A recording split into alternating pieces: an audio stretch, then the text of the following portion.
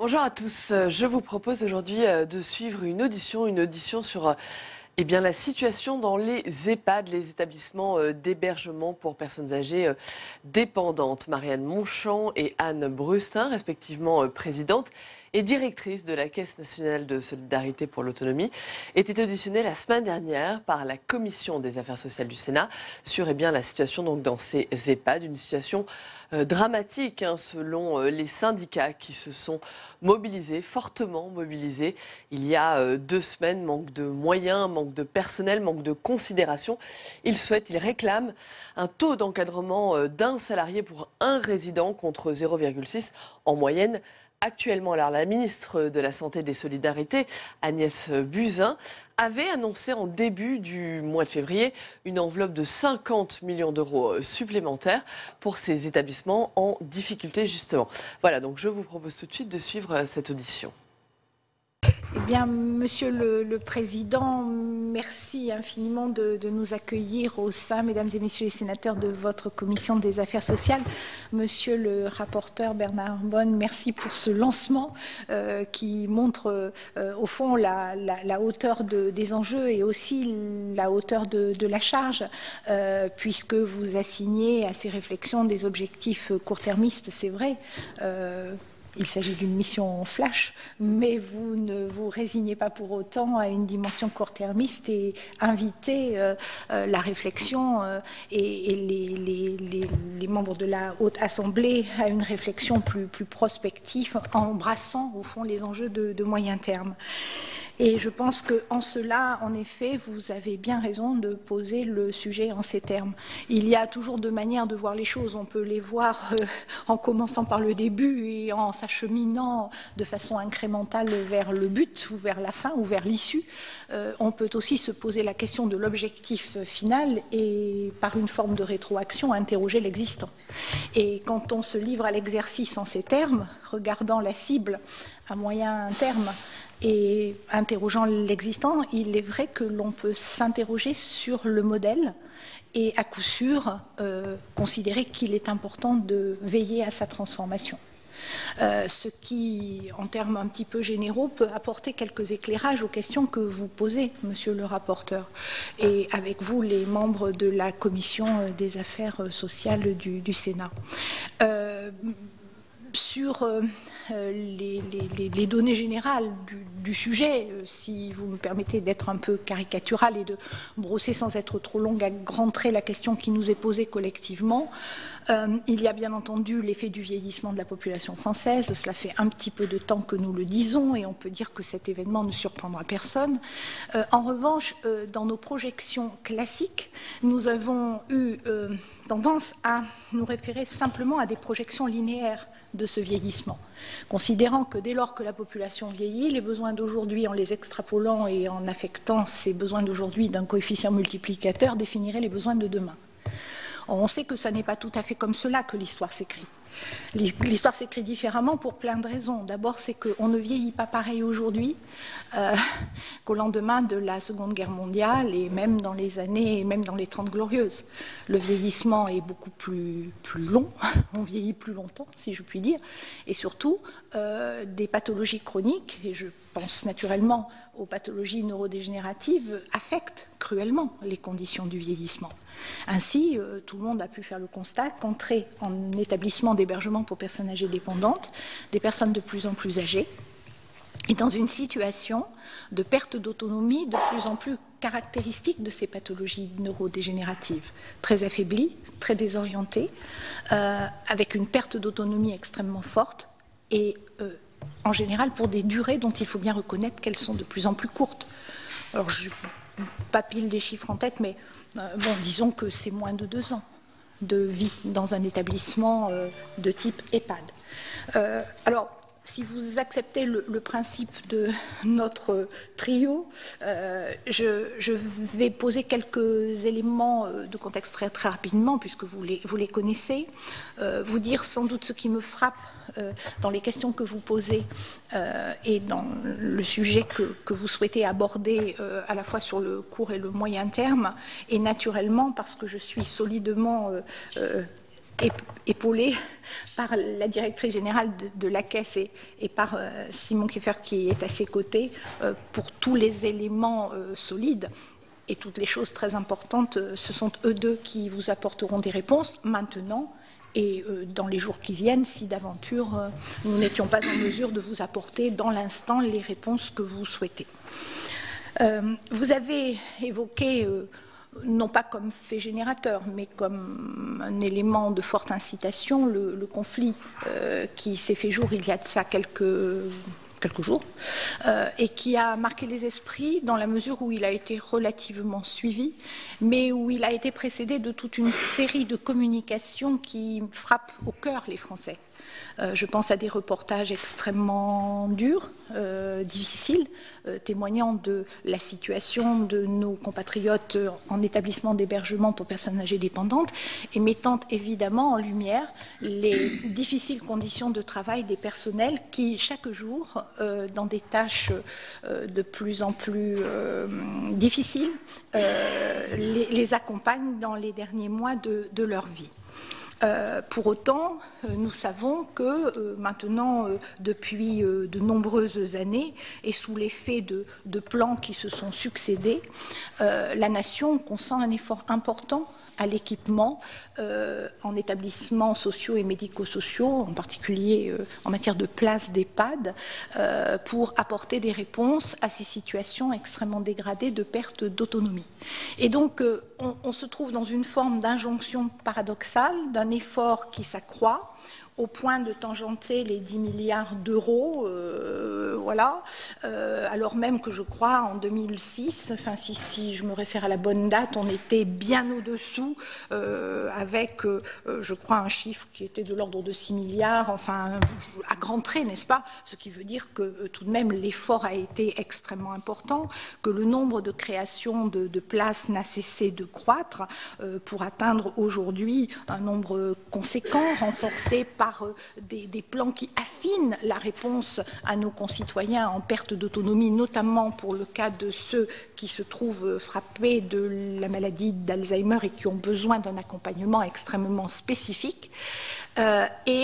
Malgré cela, on voit poindre une inquiétude extrêmement grande chez les Français qui comprennent de moins en moins bien ce modèle, qui, à dire vrai, ne le souhaitent pas véritablement pour eux, mais qui en ont terriblement besoin pour faire face à la dépendance de leurs proches. Que dans le même temps, nous avons évidemment des collectivités territoriales qui nous font part de leur grande inquiétude pour assumer leur part de la responsabilité, de leur responsabilité, leur part de financement des réponses à la question de la dépendance. Disons qu'au fond, on a un petit peu l'impression que ce sont les personnels qui se trouvent dans cette forme d'injonction et dans cette situation de grande fragilité dont les mouvements sociaux que nous avons pu voir à grand renfort de témoignages, parfois assez troublants, sur des situations qui... tout de même, il faut le rappeler, enfin, nous confinent à des situations de maltraitance involontaire, enfin, puisque c'était cela qui nourrissait ces témoignages, tout ça créant effectivement une véritable difficulté. Vous avez interrogé, et c'était là la première question que vous nous avez transmise, monsieur le rapporteur, la manière dont les efforts consentis par la puissance publique pouvait, dans les faits, venir soulager les besoins, les renforts en matière de personnel dans les EHPAD. Je dois dire que la Caisse nationale de solidarité pour l'autonomie, dont votre président Alain Milon a bien voulu dire à quel point elle était chère à mon cœur et pour laquelle j'ai toujours formé des espoirs extrêmement grands, a aujourd'hui, par par nature même, par son organisation, par l'expertise de ses personnels, la capacité à disposer d'informations qu'au fond, nous ne trouvons, à dire vrai, nulle part ailleurs. Et je veux en cela me référer à une étude toute récente que j'ai sous les yeux, qui est une monographie portant analyse de la situation des EHPAD en 2016. Cette analyse est extrêmement détaillée, elle est bien entendu à votre entière disposition, et elle figure un certain nombre d'éléments qui méritent d'être pointés et qui éclairent votre questionnement. Je veux dire que c'est parce que la Caisse est en mesure, dans une relation de confiance aussi bien avec les établissements par l'intermédiaire des agences régionales de santé, qui ont bien voulu communiquer à la Caisse nationale de solidarité pour l'autonomie la situation de leurs comptes administratifs, à la fois par notre capacité, au fond, à agréger ces données pour se porter à connaissance, que nous sommes en mesure de vous produire ces éléments. Je veux aussi, pour être honnête, dire qu'ils n'épuisent pas totalement les questions que vous posez. Si nous savons qu'aujourd'hui, je dirais, tout ce qui va concerner, au fond, le soin et la dépendance, les ressources allouées aux établissements sont utilisées à environ 89%, un peu moins de 90% par les frais de personnel. D'abord, on peut le deviner, car ce sont d'abord des entreprises de main-d'œuvre, mais au-delà de cela, c'est vrai que le fléchage précis, établissement par établissement, des conséquences vertueuses de ces allocations de ressources sur l'amélioration du taux d'encadrement est difficile à percevoir. Nous savons en revanche, ce sont des données que nous avons et que nous maîtrisons, que le taux d'encadrement, comme on dit, s'est amélioré conformément au plan grand âge, solidarité grand âge, et qu'aujourd'hui, j'ai envie de dire, si on n'atteint pas la fourchette haute qu'avait fixé le plan solidarité grand âge, qui était de 65 ETP pour 100 personnes accueillies, on peut dire que globalement la moyenne est d'environ, le taux d'encadrement médian est d'environ 61 ETP. Avec, si on veut le pondérer, en fonction évidemment du nombre de places réellement occupées, une petite amélioration qui le porte à pas tout à fait 63 ETP pour 100 résidents. Alors, une fois qu'on a dit cela, on a effectivement les purs. Nous avons entendu des mots d'ordre, notamment de l'Association des directeurs d'établissement qui prône le 8 pour 10. Nous avons entendu que certains représentants des personnels pouvaient souhaiter atteindre le 1 pour 1. Je ne peux que rappeler, vous l'avez fait, les limites de nos capacités de financement, mais je veux dire que tout de même la pente qui est aujourd'hui constatée par ces chiffres est celle qu'effectivement nous avons collectivement souhaité et qu'il n'y a pas eu de décrochage, sauf peut-être à la marge ponctuellement.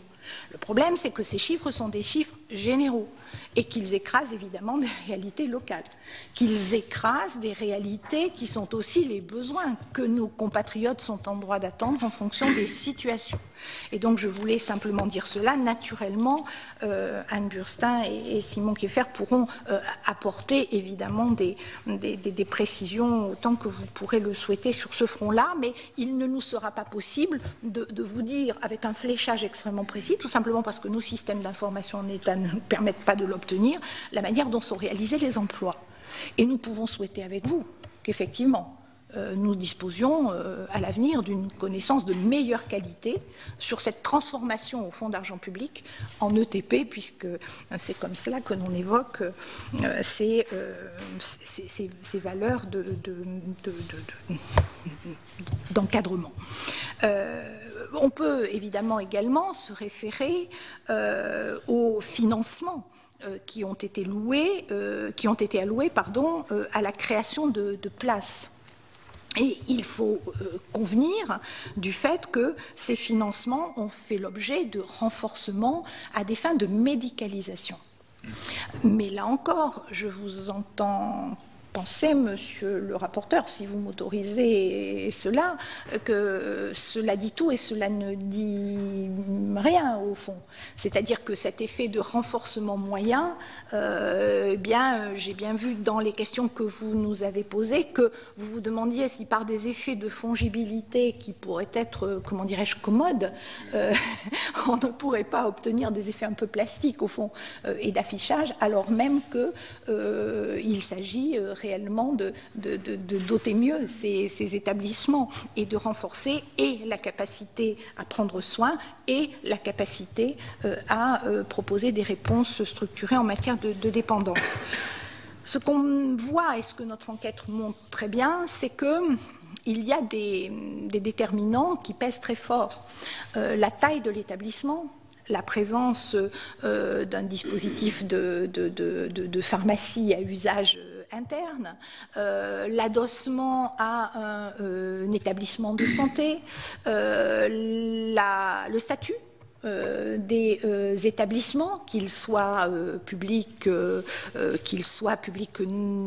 enfin privés non lucratifs, pardonnez-moi, ou privés commerciaux, au fond modifient un certain nombre de comportements. Et il est intéressant d'aller regarder cela dans les détails, car évidemment, si l'on veut une photographie suffisamment contrastée pour pouvoir imaginer les solutions que vous appelez de vos voeux, on ne peut pas écraser cette réalité et sa complexité. Ce qui est sûr, c'est que aujourd'hui, en matière de financement par place de l'hébergement permanent, on sait que les financements les plus faibles, au fond, sont alloués à des EHPAD de taille moyenne entre 60 et 99 places, que les financements les plus élevés sont alloués à des EHPAD de très grande taille de plus de 200 places, vous voyez, et que il y a effectivement une forme de médiane pour les établissements qui sont petits et qui bénéficient de financement à la place plus important.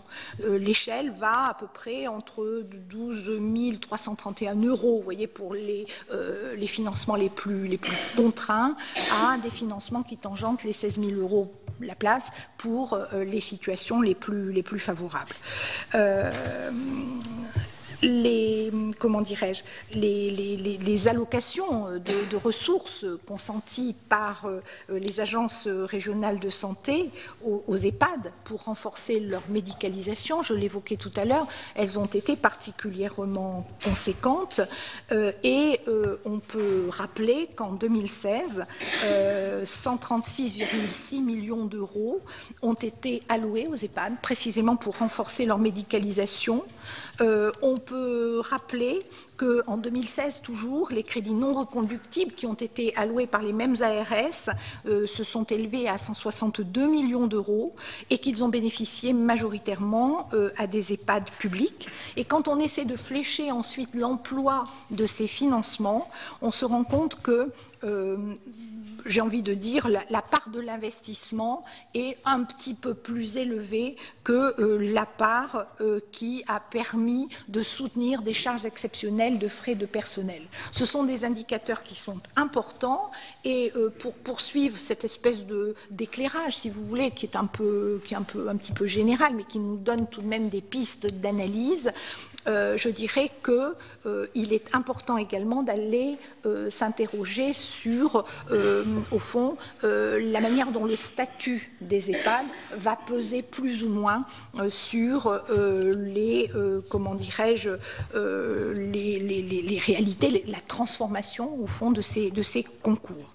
Je voudrais également vous dire que si on veut essayer de comprendre, puisque c'était ça une de vos préoccupations, de connaître au fond le desserrement de la contrainte sur les frais de personnel. C'est un point qui vous préoccupait à juste titre particulièrement.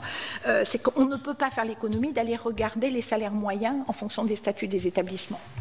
Et cette visite ce détour par les salaires moyens, il ne résout pas tout, naturellement, mais il est éclairant car, bien sûr, il apporte un certain nombre de points d'alerte ou de points d'attention qu'il faut considérer. Vous voyez, on peut dessiner des grands postes, vous voyez, des grands métiers, on va dire, dans l'EHPAD, les métiers infirmiers, les métiers paramédicaux avec les kinés, les ergothérapeutes, par exemple, qui fera un deuxième bloc, un troisième bloc avec tout ce qui va concerner un tout petit peu le soin, mais aussi beaucoup la dépendance. Je pense aux AMP, je pense aux ASG, aux AS, et évidemment le poste médical et médecin-pharmacien. Évidemment, on a là une grille médiane de salaire qui est intéressante et qu'on peut confronter aux pratiques qui sont les pratiques du secteur public, du secteur, comment dirais-je, privé commercial et des établissements privés non lucratifs. Ainsi, on verra que si vous prenez le poste infirmier dans le privé commercial, le salaire annuel chargé, brut donc, médian, sur les métiers infirmiers est de l'ordre de 56 600 € en brut annuel. Vous allez trouver dans le privé non lucratif une référence salariale à 55 600 € et dans le public 52 000 €. Vous voyez, alors on n'explique pas les différences de situation de cette manière-là. Mais il est intéressant, je crois, dans l'analyse de notre modèle, d'aller jusqu'à regarder, et c'était une de vos questions, sur l'incidence des conventions collectives et les nouvelles dispositions concernant la non-opposabilité, d'aller jusque, y compris dans la formation des coûts, sur la constitution, la structuration des salaires des différents métiers de l'EHPAD. C'était pour donner quelques éléments, quelques éclairages qui évidemment me semblent particulièrement importants.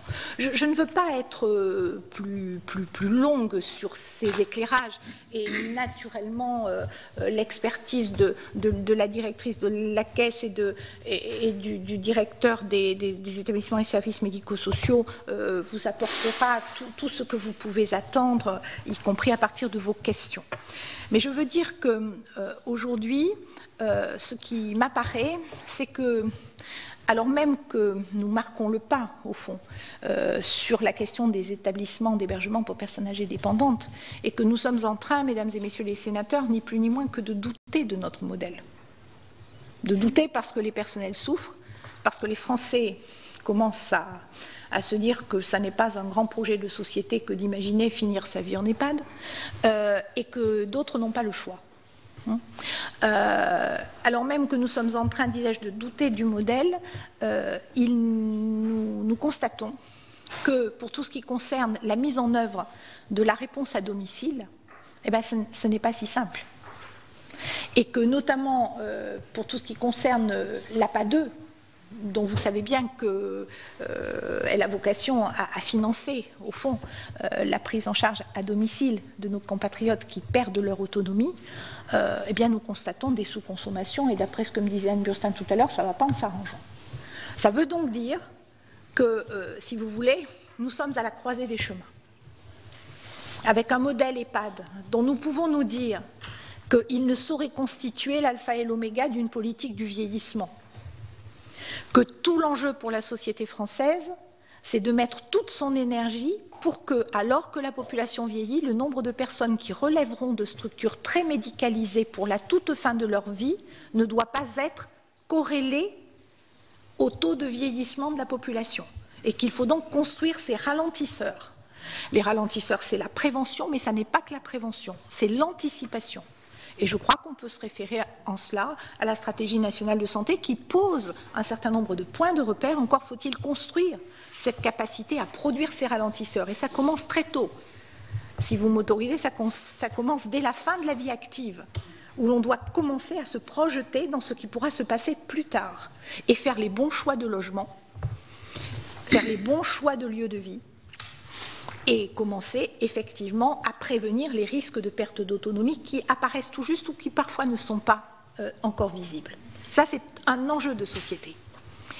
Et alors même que nous devons consentir cet effort au ralentissement de la perte d'autonomie liée à l'âge, il nous faut produire une réponse de qualité et très médicalisée pour la toute fin de vie de ceux qui n'échappent pas au fléau des pathologies neurodégénératives, et soutenir la transition du domicile. Soutenir la transition du domicile, c'est répondre en soutenant des modèles économiques qui sont encore bien balbutiants, et je pense en particulier à celui de l'aide à domicile, que nous peinons à solvabiliser, parce que dans des territoires ruraux, en particulier, le modèle n'est pas soutenable, alors même que nous savons que c'est une des parades, une des manières d'anticiper ou d'entrer dans des dispositifs d'accompagnement de la perte d'autonomie progressive sur les GIR 3 et 4, que souvent, on décide de ne pas forcément cibler, parce que la priorité serait les GIR 5 et 6. Voilà, si vous voulez, ce que je voulais, avant si vous me l'autorisez, Monsieur le Président et Monsieur le rapporteur, de passer évidemment le relais à ceux qui savent, mais je voulais, au fond, mettre un peu en intrigue nos échanges et cette audition en montrant cette nécessité de réussir là une transition par la maintenance du modèle qui existe et par le décollage du modèle d'après. Il en va aussi des équilibres de nos finances publiques. Vous avez parlé de 3% à peu près d'établissements en difficulté par rapport à la réforme de tarification. D'après certaines fédérations, la différence serait plus de 20, concernerait presque 25% dans certains cas d'établissements. Alors il est vrai qu'on a pris en compte dans l'étude qui a été faite, et vous nous le confirmerez ou pas, on a pris le nombre d'établissements et pas le nombre de personnes par établissement. C'est-à-dire qu'il y a des établissements comme des CHU qui ont plusieurs établissements eux-mêmes et qui n'ont été comptés que pour un établissement, alors qu'ils sont beaucoup plus nombreux. Donc ça, il faudra quand même l'expliquer. Mais en dehors de ça, en dehors du simple chiffre de perte, je crois que dans la réforme de tarification, on a pris en compte effectivement le côté de médicalisation qui a été positif pour tous les établissements. Le calcul du GIR par département a montré quand même des différences considérables entre les départements, et ça, il faudra qu'on en parle quand même, parce qu'il n'est pas logique, on ne peut pas m'expliquer à moi comment le facteur dépendance peut être différent d'un département à l'autre à ce niveau.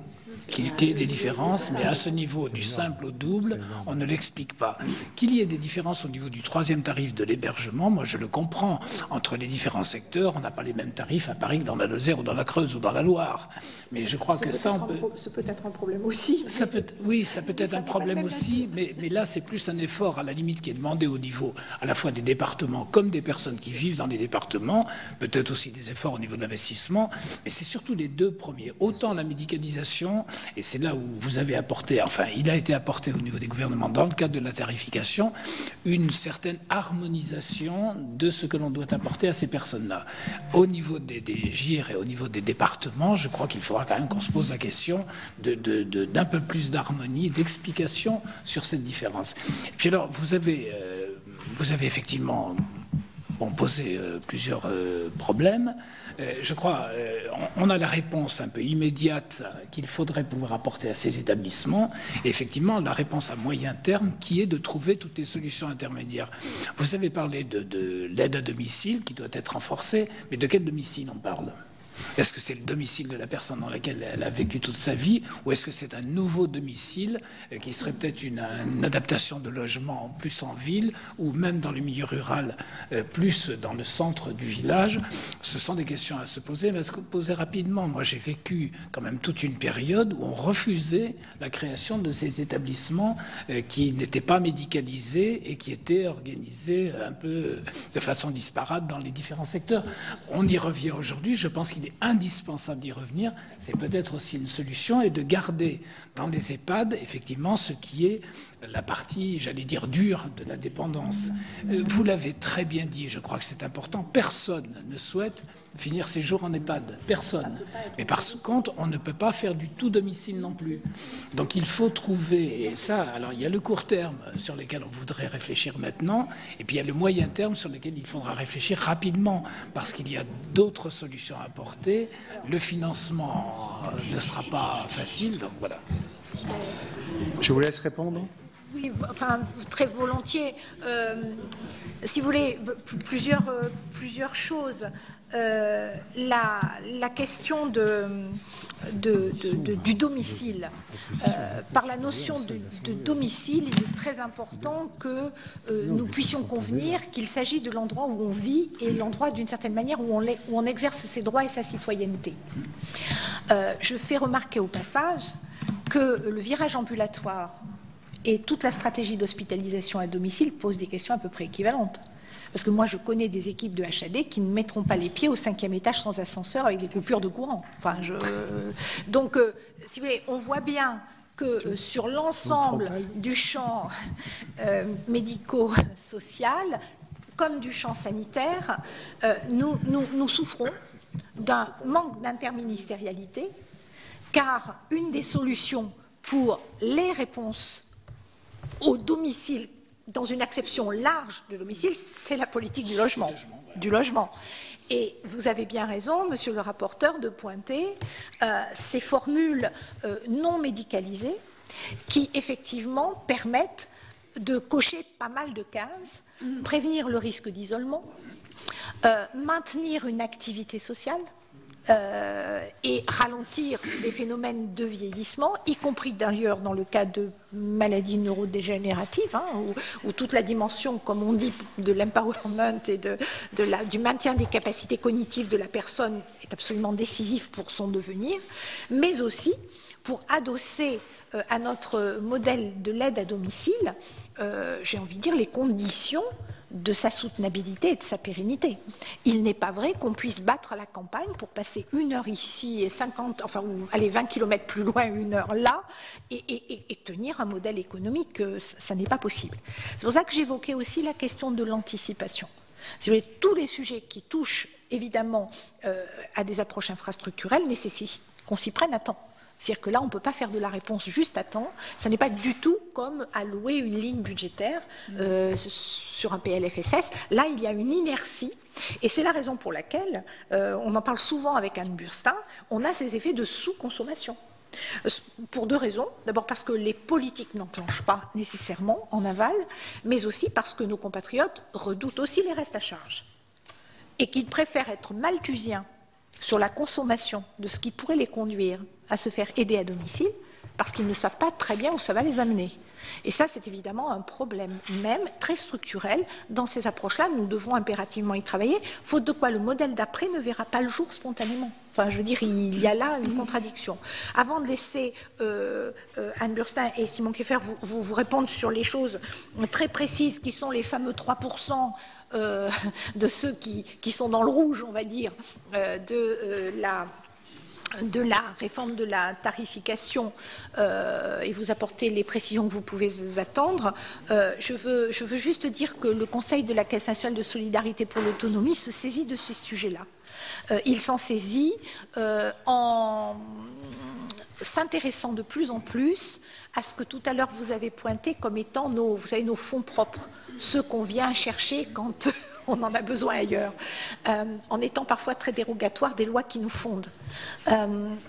Je pense qu'il faut avoir un regard très critique sur ces situations de constitution de fonds propres et qu'au-delà d'un niveau prudentiel, ils sont tout de même les marqueurs, les symptômes d'une difficulté liée à la construction de ces politiques et à leur pleine montée en charge.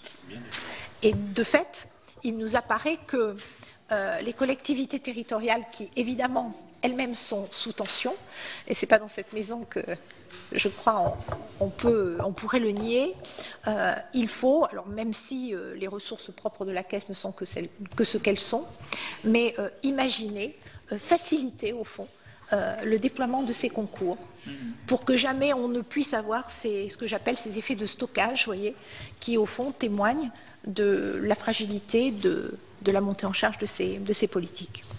Cette audition est passionnante, bien évidemment, puisque le sujet l'est en lui-même. Et je pense que vous avez parlé presque 1 heure, et c'est pas en 3-4 minutes qu'on va rééquilibrer les choses, parce que je suis pas vraiment d'accord avec l'analyse très politique que vous avez du sujet. et que j'aurais, moi, attendu un éclairage quand même plus expert sur certains points, mais je vais y revenir. Donc je pense simplement à l'adresse du président de la Commission, ce serait super bien d'avoir un débat des élus, des parlementaires, des sénateurs sur ce sujet, mais qu'on se laisse le temps de regarder les choses à la fin de l'audition, Laura. Donc très bien. Donc lorsque vous évoquez la situation actuelle, vous avez surtout souligné les efforts importants qui ont été faits selon vous depuis 10 ans. Bon, il y en a effectivement, et vous les avez mesurés en milliards d'euros.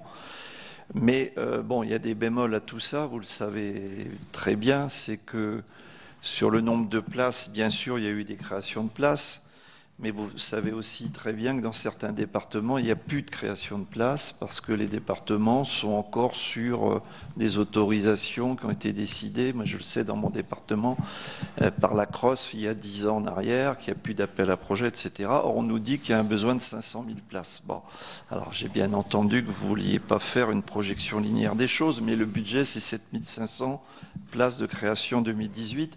Et on a discuté cette semaine des aidants. Pour vraiment soulager, donner un droit de répit aux des aidants, il faut aussi des places d'accueil de jour, des places d'accueil temporaire. Et ce sujet-là, forcément, il est toujours posé. Sur l'encadrement, c'est le sujet principal, je crois, qui a été posé à travers le mouvement qu'on a connu, un mouvement exceptionnel, inédit, quelque part. Mais on peut toujours donner des chiffres. Je crois qu'il y a eu 50, 60 000 créations de postes. Globalement, vous parlez de la comparaison à 6 ans ou à 10 ans. Cela dit, il y a une donnée quand même que j'aurais aimé entendre, c'est que le taux de dépendance des résidents a considérablement augmenté. Vous l'avez dit, on arrive à 85 ans, on reste 2 ans, on est donc dans un état extrêmement sérieux, et que là, de ce point de vue, on ne peut pas dire qu'il y a eu amélioration. Moi, je visite, je fais le tour de France des hôpitaux et avec Laurence Cohen et des EHPAD, on se rend bien compte de la situation. Et même dans les EHPAD les plus favorisés, on peut dire, qui sont rattachés à un hôpital, donc avec de la compétence, avec du transfert de professionnalisme, etc., avec, je pense, des meilleures conditions en termes de bâtiments architecturaux, etc., bah, les gens nous disent eux-mêmes, ceux qui travaillent à l'intérieur, les directions aussi, qu'ils ont des choix à faire en termes de bien-traitance. Soit ils respectent le sommeil, donc ils servent le petit déjeuner en fonction du réveil, soit ils respectent les toilettes, donc on ne met pas de couche, on accompagne, soit ils respectent un autre élément, mais ils ne peuvent pas tout faire. Donc finalement, la bientraitance ou la maltraitance, elle est d'abord institutionnelle et elle est liée à ce taux d'encadrement qui est insuffisant. Alors vous avez cité la loi Grand Âge, oui, mais ce qu'il faut retrouver, c'est l'esprit de la loi Grand Âge avec des résidents qui sont aujourd'hui dans le cas presque de ce que prévoyait la loi Grand Âge, c'est-à-dire pour les plus dépendants, un personnel pour un résident. Et il y a des pays qui font 1,2, ou en tout cas qui sont beaucoup plus, qui mettent beaucoup plus de moyens d'encadrement que le 0,6 qu'on a actuellement. Bon, je passe parce que vous avez parlé à un moment des conventions collectives des personnels. Je ne sais pas trop ce que vous avez voulu dire. Est-ce que vers quoi vous vouliez conclure? Peut-être vous en avez trop dit, pas assez.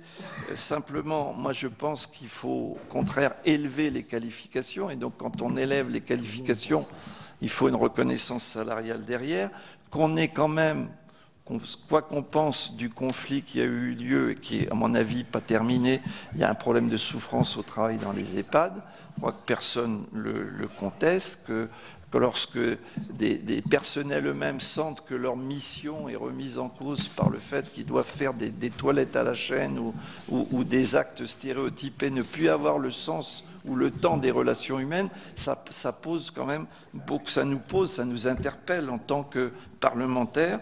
Et puis, il y a quand même un taux le taux d'accident du travail, qui quand même est tout à fait aussi interpellant, puisqu'il est supérieur à celui du bâtiment et des travaux publics.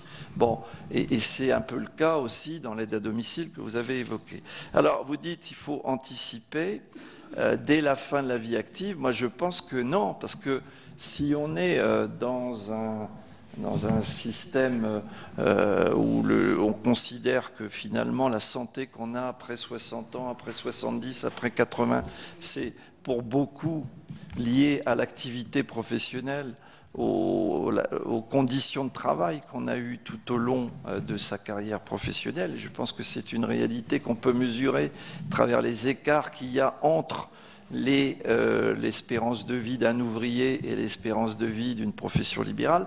Donc c'est incontestable, donc c'est bien avant qu'il faut anticiper.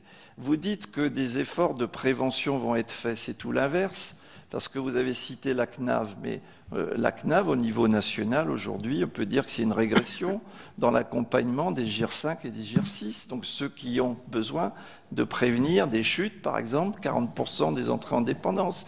On réduit les moyens à ce niveau-là. Avant, on pouvait être accompagné par la CNAV ou les autres caisses de retraite à 65 ans. Aujourd'hui, on l'est à partir de 75 ans, sauf circonstances exceptionnelles. Donc finalement, on n'avance pas. On n'évolue pas, on régresse. Et dernière chose, c'est la transition à domicile. Bon, c'est un sujet qui m'est cher. Je suis quand même frappé de dire que, bon, j'ai bien compris que vous vouliez surtout réserver les EHPAD d'un nouveau modèle, bon, médicalisé, et donc mieux en adéquation avec le niveau de dépendance des personnes qui pourront y aller. Et donc généraliser le domicile. Mais encore faut-il s'en donner les moyens. La CNSA, c'est vous, Madame la Présidente, c'est votre organisme, vous interpelle là-dessus, a sorti une étude selon laquelle il fallait rémunérer les services d'aide à domicile à 24,24 € de l'heure. C'est la CNSA qui a fait cette étude. Or, aujourd'hui, on a 21 € de moyenne. Et donc, on est dans une forme de maltraitance des personnes à domicile. Et vous voulez généraliser cette maltraitance. Donc, je me permets d'être un peu dur dans mon propos. Je me permets d'être un peu dur dans mon propos, mais c'est un petit peu ça quelque part. Alors, je pense que, contrairement au rapporteur, c'est un problème de long terme. Le financement d'aujourd'hui ne peut pas se penser sans une réflexion sur le long terme. Qu'est-ce qu'on a comme un élément pour réfléchir sur le long terme? On a des chiffres comme l'adresse. L'adresse nous dit les plus de 85 ans vont être multipliés par 3, c'est 20 milliards d'euros. Ou le PIB qu'il va falloir concentrer, c'est 1,11, il va falloir passer à 2, bon, ça c'est 20 milliards d'euros. Mais sans améliorer vraiment la situation, sans accompagner les évolutions, les aggravations, etc., la longévité, j'arrive jamais à le dire. Mais bref, en tout cas, c'est des dizaines et des dizaines de milliards d'euros. Bien, je pense qu'on a une réflexion à avoir là-dessus, nous, parlementaires, et que, à notre avis, ce sera mon mot de conclusion, on ne peut pas gérer ce problème sans rattacher les sources de financement au lieu où sont créées les richesses, c'est-à-dire à l'entreprise, et dans le cadre d'un système de solidarité qui existe déjà, qui est celui de la sécurité sociale. Et je terminerai mon propos par là. Oui. Merci bien. Monsieur Van Lorenberg veut prendre la parole Oui, merci Monsieur le Président. J'ai bien écouté notre ami, effectivement, Dominique Vatrin, et j'avais envie d'embrayer sur ce sujet. Mais avant de venir à l'aide à domicile, que vous voyez comme une solution, je dirais plutôt d'avenir, je voudrais avoir quelques chiffres sur la dispersion. Vous avez parlé du taux d'encadrement, vous avez donné un chiffre médian. Vous avez parlé de rémunération, vous avez donné un chiffre médian. Vous parlez du financement, là aussi vous donnez des chiffres. Il y a une dispersion, vous m'avez donné. Mais ce qui est important, c'est de savoir ce qu'on fait avec ceux qui sont en difficulté, ceux qui sont dans le bas de l'échelle, qui sont dans les pourcentages les plus faibles, les déciles, les premiers ou seconds déciles. Et ça, c'est là où, je pense, il faut apporter une réponse sans tarder, parce que c'est là, et c'est dans ces établissements-là, que souffre les personnels, sous encadrement, il n'est pas partout, vous le dites vous-même. Mais que fait-on? Je crois que ce sont des réponses concrètes comme ça, puisqu'on fait effectivement... C'est l'objet de la mission. Que nous attendons. C'est l'objet de la mission, c'est nous. Vous avez dit ensuite, et là je passe à disons, un aspect plus politique. Nous avons remis, il y a maintenant 4 ou 5 ans, Dominique, un rapport sur l'aide à domicile où on alertait les pouvoirs publics sur la situation d'urgence de l'aide à domicile. Les personnes âgées souhaitent passer le plus longtemps possible à domicile leurs vieux jours. Tout le monde. C'est tout le monde. Tout le monde. Que les personnes âgées. Oui, ben, bien entendu. Mais je veux dire que c'est aussi très sensible, évidemment, dans la fin de vie. Mais le problème, c'est que les tarifs ne sont pas aujourd'hui à la hauteur des ambitions qui sont affichées par la population et par les politiques. Nous avons obtenu effectivement quelques aménagements suite à la loi sur le vieillissement, des aménagements, une dotation assez conséquente, mais encore insuffisante pour couvrir, et ça il suffit d'écouter effectivement toutes les associations ou les établissements, enfin les organisations pour l'aide à domicile, ils continuent à tirer le signal d'alarme. Et on ne peut pas effectivement aller vers plus de qualification parce qu'on ne peut pas payer effectivement cette qualification. Donc, vous voulez en faire une solution d'avenir, je crois qu'il faut en prendre tout à fait les moyens et la mesure. Et puis, dernier point qu'on évoquait avec notre ami Amiel, c'est de dire, peut-être faut-il trouver des solutions moyennes, ce qu'évoquait d'ailleurs le rapporteur tout à l'heure, des solutions intermédiaires qui ne soient pas l'EHPAD médicalisé, surmédicalisé, mais effectivement à l'image de ce qu'on a fait avec les maisons d'assistantes maternelles. Un système qui est beaucoup plus souple, qui permet effectivement une approche, dans les béguinages par exemple, une approche, je dirais, à la fois d'assistance, plus que de médicalisation, ce qu'attendent effectivement les personnes âgées. Merci bien. Donc les Hauts-de-France ont parlé. Je vais passer au centre de la France, Monsieur Chassaing.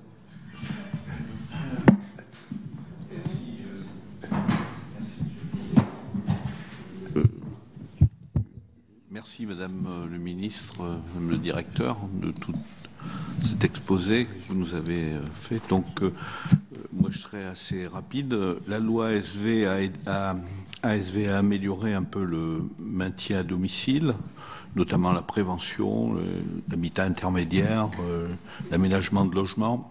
Mais pour moi, le maintien à domicile a des limites. Et il a des limites très rapidement lorsqu'il y a un début d'Alzheimer ou de maladie neurovégétative ou assimilée. Donc il y a quand même malgré tout beaucoup de compatriotes qui sont atteints de cela, malheureusement, parce qu'il n'y a aucun traitement actuellement médical qui ait une action. Alors oui, l'habitat intermédiaire, prévention anticipée sûrement. Mais vous nous avez dit que les GIR 3 et 4 ne devaient pas rentrer en EHPAD, mais enfin, en tout cas, dans le département que je connais un peu, ils n'y rentrent pas. Ils restent à domicile. Et lorsque les personnes vont rentrer en établissement, maintenant, elles sont vraiment très, très, très dépendantes. Donc 61%, c'est vrai que c'est beaucoup mieux. On ne dit pas qu'il n'y a pas eu de progrès, mais on se rend compte que depuis quelques années, il y a vraiment une dépendance qui s'est accentuée. Et quand on dit 61, à l'intérieur des 61, il y a une psychologue, et il y a le secrétariat, bien sûr, il y a l'animation. Et c'est vrai que pour moi, la base du traitement en EHPAD, c'est le change, les toilettes, la prévention d'escarres, l'aide au repas, le coucher, le lever, quand il faut. Et actuellement, eh bien, dans les maisons de retraite, dans les EHPAD que je connais, ça s'est fait quand même à la course. C'est pas récent, mais ça a tendance à s'aggraver. Donc, je pense qu'il faut, dans le forfait soins qui a augmenté, faire rentrer les aides-soignantes. Si le forfait soins est augmenté, quand il y a le SIAD à domicile, c'est la sécurité sociale qui paye. Que fait le SIAD? Fait l'échange, les toilettes, prévention d'escarres, aide au coucher, aide au lever. Et c'est quand même la sécurité sociale qui paye, alors que dans les aides-soignantes en EHPAD, c'est 30% le conseil départemental. Et le conseil départemental n'y arrive plus. Alors, juste une dernière réflexion en ce qui concerne le pathos. Bon, moi j'avoue que j'y comprends absolument rien sur le pathos, puisque dans quelques on se rend compte que... Tout. Comment? Encore quelques auditions, puis on aura compris. Ouais, mais bon, alors, si vous voulez, le médecin généraliste, normalement, ne rentre pas dans le pathos, c'est le médecin coordonnateur. Le médecin psychiatre, oui. Les soins infirmiers, oui. La rééducation, c'est souvent un privé. La biologie, c'est privé. L'imagerie, c'est privé. C'est dans le pathos. Mais par contre, ce que je voulais dire, c'est que les aides-soignantes doivent rentrer dans le pathos, et surtout l'hébergement temporaire. Vous parlez de l'ambulatoire. Eh bien, l'hébergement temporaire n'est pas compté dans le pathos. Voilà. Donc, tout ça, c'est des choses à améliorer, à mon avis. Merci bien. Donc, du centre, on passe au sud-est d'abord, Monsieur Amiel. Sud-ouest ensuite. Oui, vous l'avez dit, Madame la Présidente, les choses ont beaucoup changé. Et concernant les patients, on rentre de plus en plus tard, 85 ans, on n'y reste pas trop longtemps, en moyenne 2 ans. Et les gens qui y sont touchés par des polypathologies de plus en plus complexes qui rendent les choses plus difficiles. Mais il y a autre chose qui a changé, c'est le comportement. La notion des aidants a été évoquée. Et jadis, dans les familles, il y avait une personne âgée. On gardait, passez-moi l'expression, je suis du Midi, le papy ou la mamie à domicile. Ça, c'est fini. Ça, c'est fini dans l'ensemble. Ce qui fait que le maintien à domicile, tout le monde est d'accord pour dire qu'il faut le prolonger le plus longtemps possible, sauf qu'à un moment donné, on est à l'os et on ne peut plus. Et les gens que l'on fait rentrer dans les EHPAD, comme je l'ai dit, sont des gens dans des situations très compliquées. Ce qui a changé aussi, c'est la pratique des professionnels de santé. J'ai été des deux côtés. J'ai été médecin, j'ai exercé dans ce genre d'établissement, entre autres, et j'ai été vice-président du Conseil général pour les affaires sociales. Donc, je connais bien ces questions. Alors, c'est vrai que votre discours, je l'entends, je le comprends, pardonnez-moi, il est très techno et très éloigné de la réalité de ce que vivent les gens. Et quand je dis les gens, c'est les patients, c'est le personnel soignant et c'est les familles. Les trois sont concernés. Alors ça, c'était quand même pour faire un petit peu un constat.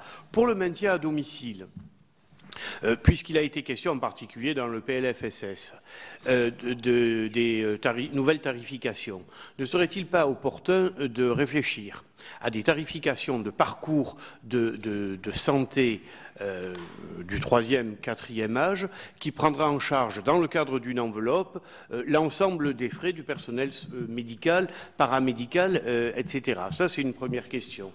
La deuxième question qui rejoint, effectivement, on en parlait un petit peu en aparté avec Jean-Marie, les structures. Il faut des structures plus petites, plus souples. Moi, je me rappelle, on a fait fermer ou essayé de faire fermer des établissements parce que les normes étaient insupportables. Alors, j'ai connu, il y a 40 ans, des établissements qu'on peut appeler des mouroirs. C'est fini, ça. Et Dieu merci, les choses ont quand même bien évolué. Sauf que la complexité des normes, des contraintes, sont devenues telles que des gens de bonne volonté, qui ne sont pas forcément de grands professionnels, mais qui accepteraient, moyennant finance bien évidemment, de prendre des personnes âgées à domicile comme on a pu le connaître, bon ben ça c'est tout simplement impossible. Et la troisième question, et c'est le dernier mot, est-ce qu'il ne serait pas judicieux quand même à un moment donné, puisque personne n'a prononcé le mot, de réfléchir à une 5e branche? Ah, si, on l'a déjà dit. Non, mais ici, ce soir. Bon, ce soir. J'en ai parlé encore la semaine dernière. Oui, mais le 5e risque. Le 5e risque, oui. Donc, on va passer de Marseille à Perpignan, toujours sur la rive de la Méditerranée, avec M. Sol. Oui, Madame la Ministre, bon, en tant que j'ai eu à gérer ce type de structure, donc moi je vous ai bien écouté et je ferai comme observation, certains de mes collègues l'ont déjà dit, la problématique des inégalités territoriales et surtout de la transparence au regard notamment des systèmes d'information et des indicateurs qui nous permettraient, je pense, d'avoir une lisibilité plus grande et de pouvoir, en tout cas, adapter les besoins aux problématiques de nos territoires. J'observe aussi que l'absentéisme occupe une place très importante dans ces établissements. Alors, j'ai bien noté que des efforts avaient été faits en matière notamment de budget qui ont permis de recruter notamment des ETP, ce qu'on appelle des équivalents temps plein. Mais je pense qu'il faudrait peut-être un peu plus raisonner en termes de compétences et de qualifications pour répondre justement à cet effet de dépendance de nos personnes âgées et peut-être un peu plus y répondre en fonction de l'activité, parce qu'on sait tous que dans ce type de structure et dans nos établissements, c'est la même chose. On a quand même des moments où l'activité et la charge de travail sont beaucoup plus importantes. Et on sait très bien qu'une aide-soignante sera beaucoup plus efficace à certains moments de la journée qu'une infirmière. En tout cas, c'est mon point de vue. Et puis travailler aussi sur la formation des personnels, parce que je crois que s'il y a autant d'absentéisme, c'est que les conditions de travail sont malheureusement pas forcément adaptées et que la formation ne l'est pas non plus. Ensuite, je vous rejoins dans la problématique, en tout cas la proposition de travailler sur cette transition du domicile. Et moi, j'ai le sentiment, encore une fois, pour avoir géré ce type de structure et avoir accueilli ces personnes âgées, qu'il y a un grand vide, si vous voulez, entre le départ du domicile et l'arrivée dans un établissement de santé. Et le passage de cette phase de prise en charge aiguë à une phase de prise en charge chronique, quand on sait que nos familles sont éclatées aujourd'hui et n'ont pas toujours le recul suffisant pour avoir repéré certains signes, notamment au niveau de ces maladies neurodégénératives et la maladie d'Alzheimer, je pense que ça pourrait être un grand pas. Après, sur la question du domicile, effectivement, quand on habite dans un immeuble au 5e étage sans ascenseur, ça devient très très compliqué. Et ça devrait effectivement être anticipé à mon sens. C'est ce qu'on a dit tout à l'heure. Je vous remercie. Merci bien. On va continuer notre géographie. Donc, on quitte la Méditerranée pour aller vers l'océan Atlantique et Madame Imbert. Merci, Monsieur le Président, Madame la Présidente, Madame la Directrice.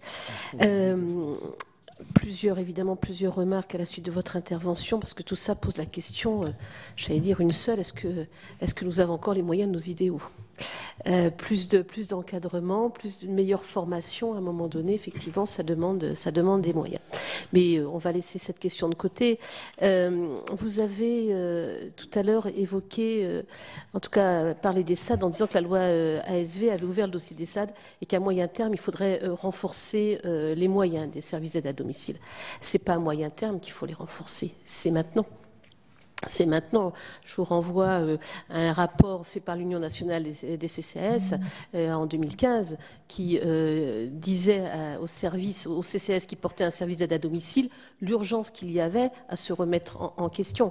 Alors les départements font ce qu'ils peuvent, certains revalorisent la tarification, mais à un moment donné tout ça a des limites. Et puis quand on connaît la construction d'un plan d'aide à pas avec des plafonds en fonction du GIR, de toute façon, vous pouvez payer plus l'heure, vous accorderez moins d'heures. Voilà, c'est très mathématique et ça renvoie aussi à la contribution de l'État, mais ça n'est pas votre ressort, enfin la participation de l'État, ce à quoi il doit contribuer, en tout cas pour la prise en charge de l'APA. Donc, c'est pas à moyen terme, à mon avis, c'est vraiment à court terme qu'il faut venir en soutien des services d'aide à domicile, parce que je suis complètement d'accord avec vous sur l'importance du logement, l'anticipation, sauf que on a beau se raisonner, c'est pas toujours facile de quitter son logement quand on arrive à la retraite en se disant tiens je vais vieillir et je vais être mal. Je suis tout à fait d'accord sur le concept, mais c'est pas si simple que ça. Et alors je voudrais partager avec vous deux remarques, deux réflexions en tout cas, et vous interroger là-dessus. Sur la sous-consommation de l'APA 2, que vous avez constaté, que nous constatons nous aussi en département, et malgré toute la bonne volonté de la conférence des financeurs, toute la mobilisation du conseil départemental, on a vu que c'était pour certaines structures un effet d'aubaine à financer quelques actions collectives, voilà, très bien, mais on voit bien toute la remontée importante des crédits à la CNSA. Il y a vraiment, est-ce que vous vous êtes posé la question de savoir si cette APA 2 correspondait bien aux besoins? Excusez-moi de vous la poser franchement comme ça en direct, mais le sujet, il est là. Et voilà, c'est un vrai sujet. Et ces financements, et pour rejoindre le logement, est-ce qu'il ne serait pas mieux ciblé pour l'amélioration, parce que là on parlait de changer de logement, pour l'amélioration du logement qu'occupe la personne arrivant à la retraite ou commençant à devenir un peu dépendante, à perdre un petit peu de son autonomie. Et là, est-ce que vous avez eu une réflexion avec l'ANA, l'Agence nationale d'amélioration de l'habitat, qui, dans le cadre des programmes d'intérêt généraux avec les départements, améliore l'habitat pour les personnes à faibles ressources. Et il y a des actions en direction de l'autonomie, le financement du remplacement de la baignoire par une douche à l'italienne, par exemple. Mais on sait que c'est important dans le cadre du maintien à domicile. Est-ce que des crédits de la PA2 ne seraient pas mieux ciblés? Et je ne vous cache pas que j'avais interrogé votre prédécesseur sur ce sujet-là. Je n'ai pas eu de réponse, mais ça arrivera peut-être un jour, je compte sur vous, sur cette mobilisation des crédits. Alors j'entends bien qu'on n'est plus sur des actions collectives, on est sur des actions individuelles, mais ça pourrait être pris d'une manière, d'une politique générale, où on serait vraiment, parce que là on peut prévenir la dépendance, on peut faire du conseil, on pourrait apporter des aides techniques, ne serait-ce que des barres d'appui pour aider au déplacement de la personne qui est devenue dépendante, et pour soulager les dents, y compris l'aide ménagère, et donc diminuer. Et puis la domotique, me souffle mon collègue, mais je reviens à mes barres d'appui, parce que ça aide la personne, mais ça aide aussi, ça soulage les dents, que ce soit les dents familiales ou la personne qui intervient dans le cadre du service d'aide à domicile. Et puis effectivement, et le sujet c'est les EHPAD, donc je m'en suis un peu écartée, mais c'est la domotique dans les EHPAD. La domotique dans les EHPAD, est-ce qu'elle a été suffisamment pensée dans tout ça? Voilà, les questions sont évidemment... Comment? Et là aussi.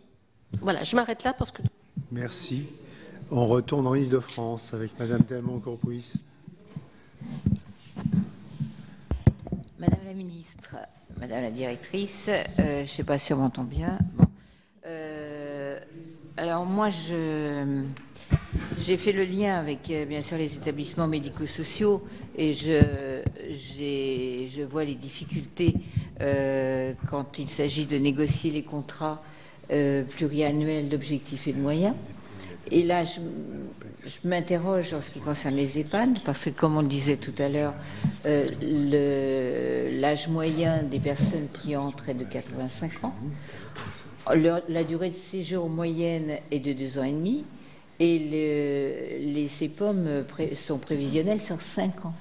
Alors je trouve qu'il y a un problème de logique et que ça ne doit pas être très facile pour les établissements de répondre et de négocier les contrats, d'autant que je crois qu'il y a un décret qui prévoit qu'en cas de refus de signature du gestionnaire de l'établissement, le directeur de l'ARS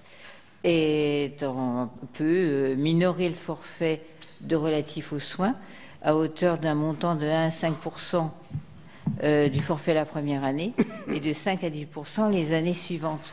Donc c'est pas très souple pour les gestionnaires d'établissement. Et j'ai une deuxième question.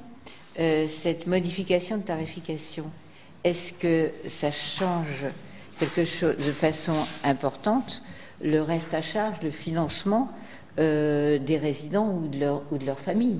Parce que c'est parfois vraiment exorbitant. Est-ce que ça, c'est contrôlé? Qu'est-ce que ça devient? Voilà. Merci. On quitte donc les terres enneigées du continent pour aller vers le soleil des Antilles, Madame Jasmin. C'est à vous la question. Et non, vous aviez levé le doigt.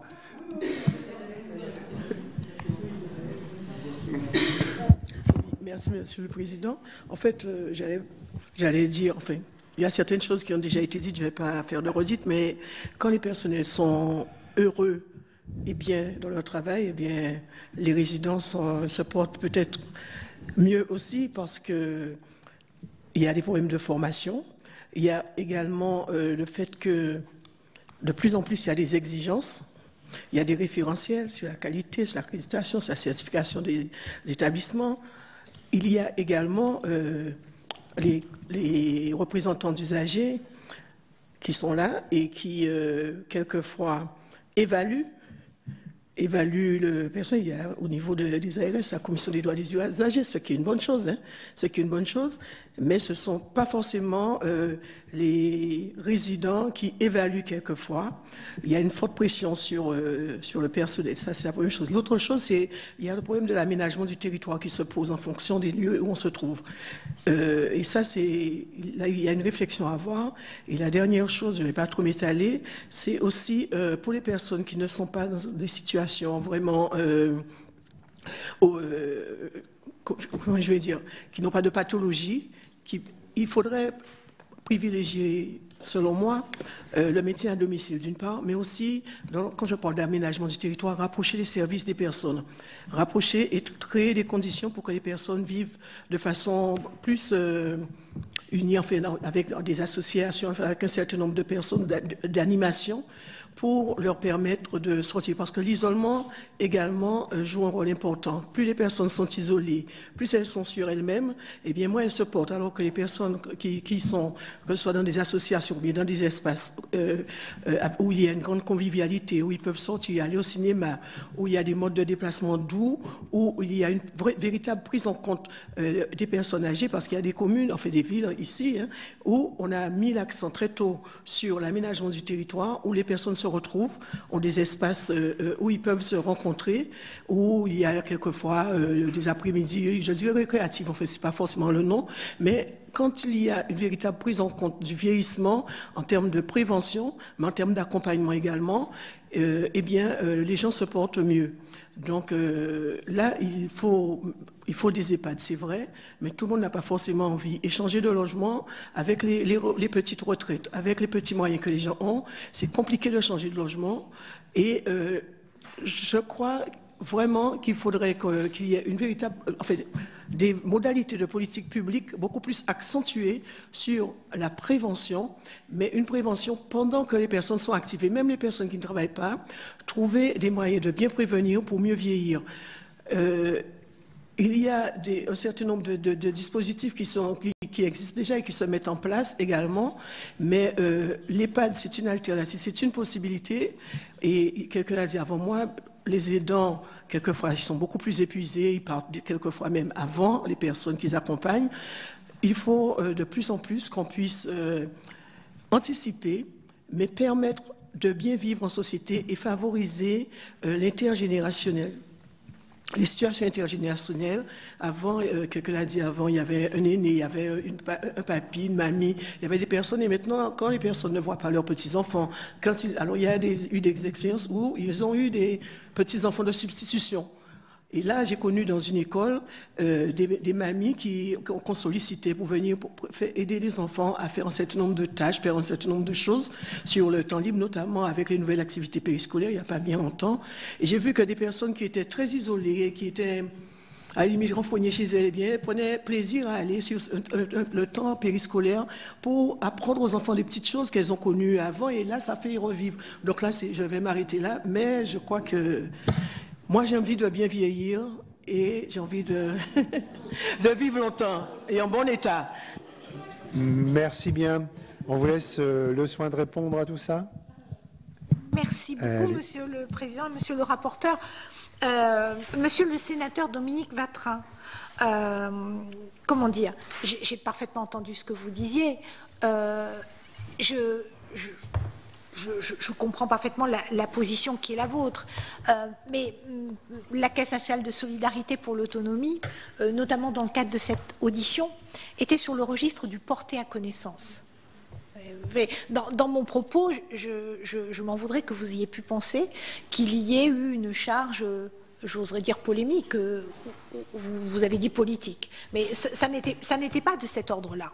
Nous avons la responsabilité de porter à la connaissance de nos interlocuteurs, décideurs publics, parlementaires, représentation nationale, ce qu'il nous apparaît que les uns et les autres doivent savoir.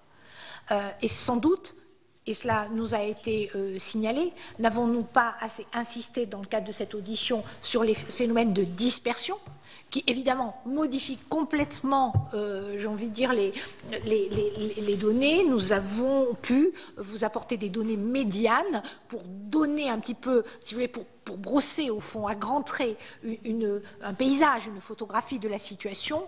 Je veux vous dire que dans la mesure de nos possibilités et de nos données, de nos connaissances, elles sont à vous, ces informations. Nous vous les devons. Enfin, voilà. Donc, cette audition, mais naturellement que nous vous donnerons tous les éléments. Le deuxième sujet, si vous voulez, et au fond, c'est un peu en écho à ce que vous avez pu dire les uns et les autres, mais peut-être me suis-je personnellement mal fait comprendre. Quand on parle du domicile, il ne s'agit pas de dire que l'on nie, monsieur le sénateur, et vous avez bien raison de me rappeler la vérité extrêmement difficile, pénible, que vivent nos compatriotes, et en particulier, en effet, en évoquant la situation des personnes atteintes de la maladie d'Alzheimer, qui souffrent de désorientation, de troubles du comportement, au point que cela peut déstabiliser totalement une structure familiale. Vous avez eu bien raison d'évoquer ces situations-là. Mon propos n'était absolument pas de dire qu'il fallait, dans une espèce de grand soir médico-social, imaginer le monde d'après qui ne serait fait que de gens vivant chez eux. Et il était tout à fait utile de dire qu'il peut y avoir des maltraitances au domicile qui n'ont rien à envier, si vous me passez l'expression, aux maltraitances institutionnelles. Donc, ça n'est pas l'idée. Je crois que le modèle qu'il nous faut dessiner ensemble, et je dis bien ensemble, c'est un modèle fait de continuum, de solutions, d'une palette de réponses qui s'adapte aux réalités territoriales, qui s'adapte à la situation, Madame le sénateur, vous avez bien raison, de l'aménagement du territoire, là où on est, voilà, des pratiques préférentielles de nos concitoyens aussi, pour évidemment proposer deux choses. La meilleure réponse là où les gens vivent, mais également faire en sorte que ces réponses soient autant que faire se peut des ralentisseurs. Parce que là où je me permets de reprendre un petit peu mon propos initial et d'être peut-être un peu plus catégorique, en tout cas de vous exprimer le fond de ma pensée, sans détour, c'est qu'il serait une erreur d'envoyer tout notre pays dans le mur, je dis bien dans le mur, de financement supplémentaire à modèle constant. Pourquoi? Parce que, un, le modèle constant prend l'eau, et deux, le modèle constant n'est pas, enfin le modèle d'aujourd'hui n'est pas le projet de société de demain, et d'autre part, nous devons traquer dans le modèle d'aujourd'hui les inadéquations qui obèrent et qui freinent nos modalités de financement. Parce que on aurait pu entrer dans le fin, dans le particulier, mais cet aller-retour entre l'établissement d'hébergement et le plateau des urgences, la sortie de l'hôpital et l'effet de glissement qu'introduisent les hospitalisations trop longues. J'ai des souvenirs que le Haut Conseil pour l'avenir de l'assurance maladie s'était risqué à quelques chiffres sur ce registre, sur ce poste-là. Et l'on voit bien que chaque fois que nous traquons les inadéquations, nous nous donnons des réserves de capacité de financement. Et il faut absolument que nous les mobilisions. C'est pour cela que, si vous voulez, dans notre propos, nous avons essayé d'identifier comment, en même temps qu'on maintient le modèle, parce qu'il faut faire qu'effectivement la situation s'améliore sur le front des EHPAD, et c'est l'effort que consent la nation, et il n'est pas nul. Nous sommes sur... Alors, insuffisant sans doute, quand on est dans une situation critique. Mais il est important d'observer le niveau de mobilisation de financement public sur ces politiques. Il a été constant et il se traduit de fait par une amélioration sur le plan de la création de places.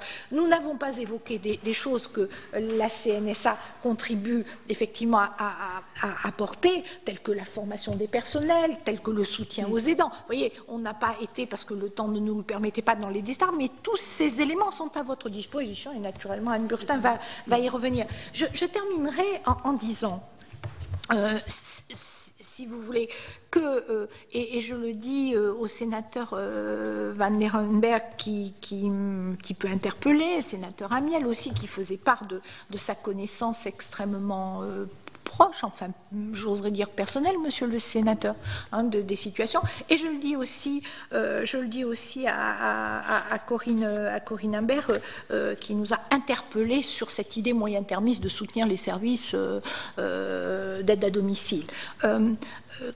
Comment vous dire, la Caisse nationale de solidarité pour l'autonomie, c'est un établissement public qui a la particularité dans son conseil, de réunir l'ensemble des parties prenantes. Autour de la table, nous trouvons les associations qui représentent les personnes, et vous avez bien eu raison de dire tout à l'heure qu'on entendait souvent plus sur le champ du grand âge les représentants des professionnels que les personnes elles-mêmes, ce qui est une de nos difficultés. Donc les représentants des associations, les organisations syndicales, comme il se doit, mais aussi les départements, l'État, bien entendu, et la représentation nationale. Je ne dis pas, comme d'autres le disent, qu'il s'agit du Parlement de l'autonomie. Je n'aime pas ces métaphores. Le Parlement, c'est vous, ça n'est pas un établissement public à côté. Mais il s'agit là, au sein du Conseil, au fond, de réunir la conférence des parties prenantes. Les données sont là, les informations sont là, et les orientations se construisent dans cette enceinte. J'ai le plaisir de voir que René-Paul Savary est là. Nous avons eu l'occasion d'échanger sur ce plan.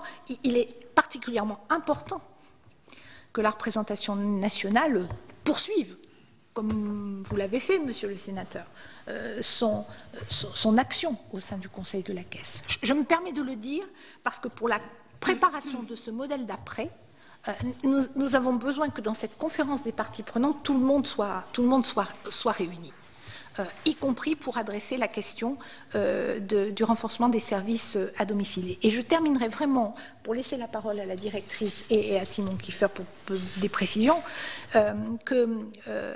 comment dire,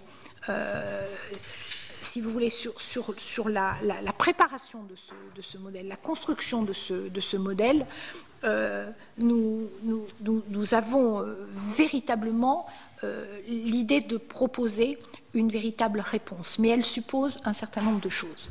Elle suppose un niveau d'interministérialité beaucoup plus fort. Elle suppose des transversalités et des fongibilités renforcées. Et elle suppose de mieux maîtriser les données que nous devons connaître, car aujourd'hui, nous n'appréhendons les situations que de manière extrêmement globale, trop générale, et pour que le décideur public puisse prendre ses responsabilités, nous devons aller de manière de plus en plus fine sur la maîtrise de ces données, de ces informations. Voilà, en réaction à ce que vous avez suggéré par vos questions, ce que je voulais vous dire, mais Anne Burstein va sur des points, je crois, très, très précis, vous apporter des éclairages importants.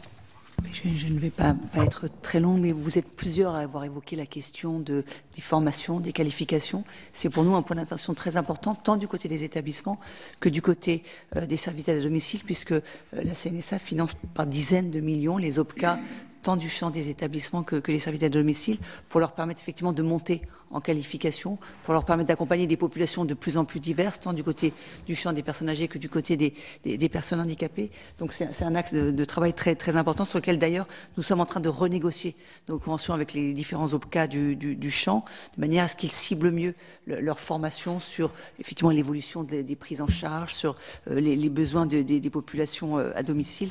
Donc c'est quelque chose sur lequel peut-être nous aurons l'occasion de communiquer prochainement, parce que c'est un axe de travail très important. Vous avez évoqué aussi, plusieurs d'entre vous, la question évidemment des services d'aide à domicile, dont vous avez souligné que des rapports antérieurs avaient montré que hélas, effectivement, la question du financement n'était pas satisfaisante. Il y a actuellement un groupe de travail sur l'allocation de ressources au service d'aide à domicile qui a été mis en place il y a quelques mois, qui approche de ses conclusions et qui esquisse une réflexion autour de nouveaux modes de tarification, avec une réflexion autour d'un tarif socle qui serait accompagné dans le cadre des CPOM de bonus liés à des services rendus, à des enjeux géographiques ou de population prise en charge. Donc nous sommes en train d'essayer d'améliorer le modèle, mais cette réflexion butera évidemment pour l'instant sur des questions d'enveloppe. Ça, c'est une réalité qu'on ne peut pas dissimuler. Enfin, vous avez, Madame la sénatrice, insisté sur pourquoi nous ne financerions pas d'autres types d'investissements, et notamment la question de l'ANA.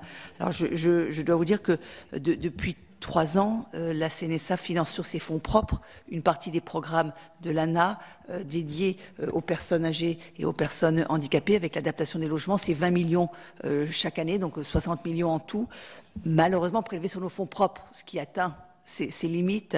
Et effectivement, vous avez raison de poser la question d'une réflexion plus approfondie sur la réallocation de ressources vers ce type de financement. C'est une question que nous aurons sans doute l'occasion d'évoquer dans le cadre du séminaire que Madame la Présidente a souhaité tenir la semaine prochaine avec l'ensemble des membres du Conseil. Donc nous réfléchissons effectivement à la manière d'investir différemment et d'utiliser nos ressources différemment, par exemple pour l'adaptation des logements. Mais en tout cas, la solution du prélèvement sur fonds propres n'est pas satisfaisante, et en tout cas, elle n'est pas durable par définition. Voilà. Mais c'est vrai que c'est des actions que nous finançons d'ores et déjà et sur lesquelles nous pourrions réfléchir à un mode de financement plus optimal. Est-ce que, Simon, il y a d'autres points? Ça n'impacte. Peut-être effectivement des réponses à 2-3 questions techniques. Alors pour commencer par celle-ci, Madame le sénateur, sur le lien entre réforme tarifaire et reste à charge. Il n'y a pas de lien entre reste à charge et réforme tarifaire, puisque nous avons touché à 2 sections, on va dire ça comme ça. Le soin, il n'y a pas de reste à charge pour la personne, et le volet dépendance, qui est certes partagé entre le département et la personne, mais les modalités de participation de la personne sont encadrées. Donc il n'y a pas d'impact automatique entre réforme tarifaire et reste à charge. Monsieur le sénateur, vous évoquiez sur les questions de tarification la prise en charge des aides-soignantes par l'assurance maladie. Alors, il est vrai que c'est des professionnels qui concourent aux soins et à la prise en charge de la dépendance. Mais dans le cadre de la réforme tarifaire, la rigidité a été assouplie, on va dire ça comme ça, puisque avant il y avait des clés fixes de répartition de cette charge entre les 2 sections. Les clés ne sont plus fixes et il peut y avoir, prenons des exemples concrets, si une agence régionale de santé voulait par exemple soutenir la médicalisation qui entraînait une demande auprès du conseil départemental, voire suivre sur le forfait dépendance, la possibilité pour l'ARS de prendre en charge cette partie-là, et c'est des choses qui se font d'ores et déjà dans certaines régions.